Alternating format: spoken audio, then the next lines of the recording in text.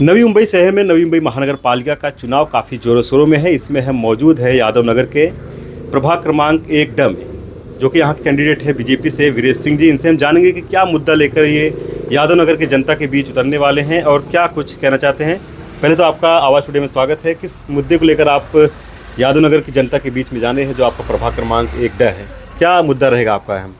देखिए, हमारा मुद्दा सिर्फ विकास का और विकास का ही रहेगा, क्योंकि इसके पहले जब मैं यादव नगर में पहले से ही घूमता हूँ, आज घूम रहा हूँ, तो इसमें वाटर गटर मीटर ऐसी कोई सुख सुविधाएं नहीं है। पानी की सुविधा नहीं है, न यहाँ पे लाइब्रेरी है, न बच्चों के लिए सरकारी जिम है, न बहुउद्देशीय इमारत है, न खेलने के लिए गार्डन है।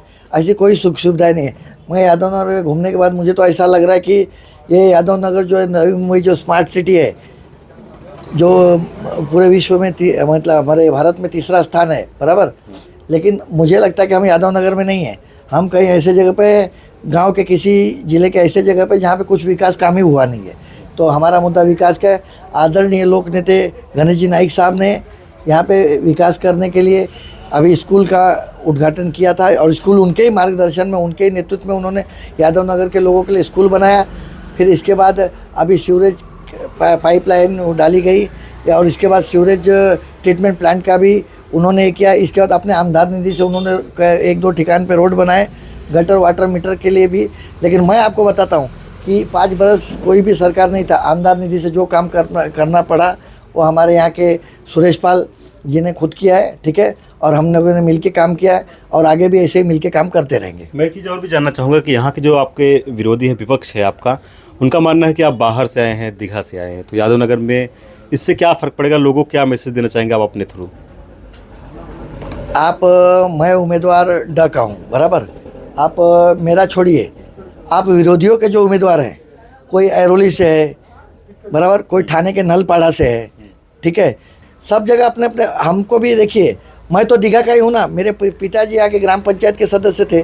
मैंने 30 साल से लोगों की सेवा की है, और वीरेश सिंह को कौन नहीं जानता, सब जानते हैं, ठीक है। तो जो ये टीका कर रहे हैं ना कि बाहर का है, वो पहले अपने गिरेबान में झाँक के देखे कि उनके साथ जो उम्मीदवार लड़ रहे हैं वो कहाँ के हैं। जैसा देखा जाता है कि मंत्री गणेश नाइक के काफ़ी करीबी माने जाते हैं आप, और उन्होंने आपको चुना है, तो किस तरह से खरा उतरेंगे आप अगले आने वाले चुनाव में?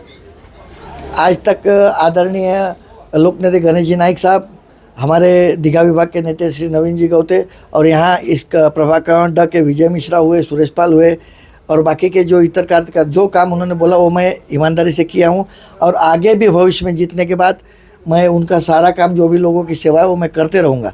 और रह गया सवाल नाइक साहब का, नाइक साहब ने मुझे जो पार्टी में जिम्मेदारी दी, वो पार्टी मैंने बहुत ही अच्छी से बखूबी निभाई हुई है, और आगे भी भविष्य में भगवान मुझे शक्ति दे कि मैं जो सारी जिम्मेदारियाँ मिलेंगी उनको निभाऊँगा। किस तरह से चुनाव प्रचार करने वाले हैं आप? क्या स्ट्रेटजी रहेगी बीजेपी की तरफ से आपका? मैं घर घर प्रचार करूंगा, ठीक है, और जो मेन कोर वोटर है उनके घर घर जाके मिल रहा हूँ, और प्रचार का जो प्रभाग है, ब क ड ऐसे 4-5 वार्ड मिला के हमारा ये प्रभाग बना है, तो प्रभाग काफ़ी बड़ा है। तो सब हमारे जो साथ सहयोगी है, वो सब अपना अपना एरिया बांट के अपना अपना प्रचार कर रहे हैं। एक कैंडिडेट होने के नाते जनता को क्या मैसेज देना चाहेंगे आपने अपने थ्रू? मैं जनता को यही मैसेज देना चाहूँगा कि जनता विकास के नाम पर वोट करे, आदरणीय लोक नेता गणेश जी नाइक साहब के नाम पे वोट करे, भारतीय जनता पार्टी नरेंद्र मोदी, आदरणीय देवेंद्र फडणवीस जी के नाम पे वोट करे, और जिन्होंने आप जाके, हम लोग जहाँ के नगर सेवक पहले थे या सदस्य थे दीघा में, ठीक है, आप दीघा में जाके देखिए, वहाँ पे जिम है, गार्डन है, लाइब्रेरी है बच्चों के लिए, स्कूल है, हिंदी मीडियम के स्कूल है, इंग्लिश मीडियम के स्कूल है। अभी इसके बाद पानी की टाँकी, माता बाल रुग्णालय बनाया जा रहा है, TWD के रोड है। यहाँ ऐसा कोई चीज़ ही नहीं है। मैं तो घूम रहा हूँ ना, यहाँ पे ठीक से गटर नहीं है, तो बाकी की बातें छोड़ दो आप।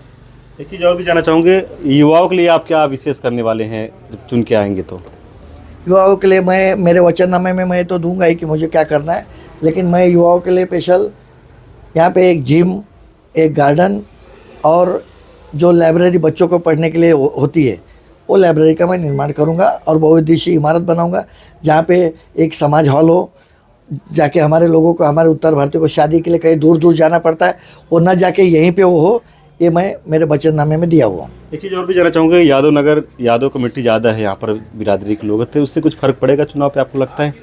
देखिए, ये सिर्फ नाम है यादव नगर, ऐसा कुछ नहीं कि कोई कमेटी की बात है।